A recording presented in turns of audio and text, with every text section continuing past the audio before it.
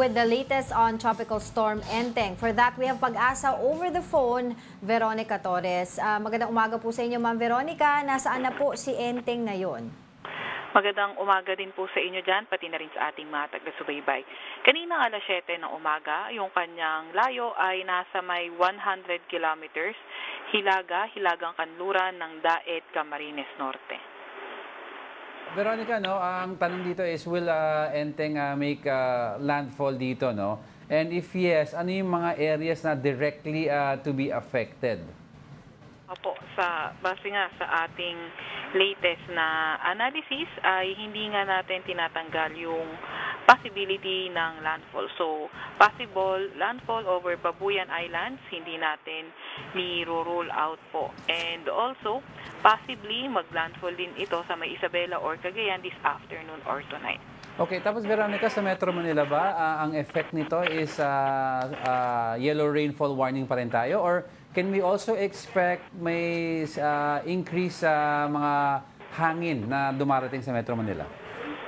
Opo, so currently, may orange rainfall warning na tayo sa Metro Manila.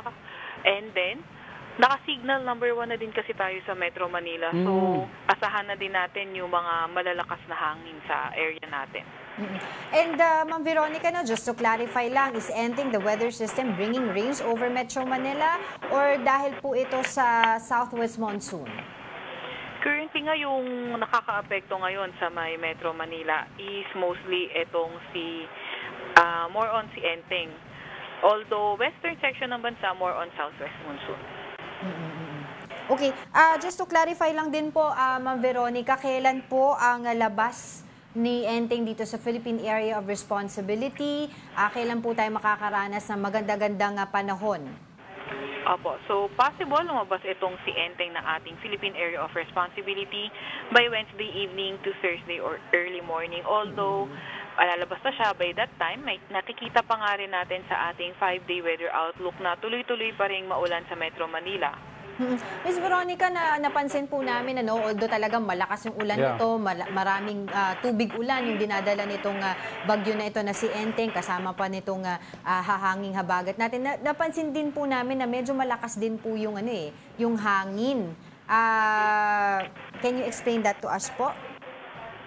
Opo, dahil nga po may kalapitan sa landmass itong si Enteng, although medyo nasa east natin siya, pero malapit din kasi siya sa may Metro Manila. Kaya yung nagkakaroon tayo ng malalakas na hangin, signal number 1 na nga din kasi tayo. Although, may times din kahit medyo malayo yung bagyo natin, nagkakaroon din tayo ng malakas na hangin dahil naman sa enhanced southwest monsoon. Pero wala po bang posibilidad na along the way, bago lumabas itong si Enteng sa atin, malusaw siya? Currently, hindi pa natin nakikita yung ganyang senaryo. So, nakikita natin na habang tinatahak nga yung area malapit sa atin, mas lumalakas pa nga ito. Dahil hindi rin kasi siya yung naglandfall yung entity niya sa landmass. So medyo tinatahak niya mostly is natin and medyo marami din karagatan niya, so nakakapag-ipon pa rin siya ng lakas. Veronica, since it's September already, and nasa pa lang tayo, how many mga bagyo na inaasahan natin itong September? September, pwedeng 2 or 3.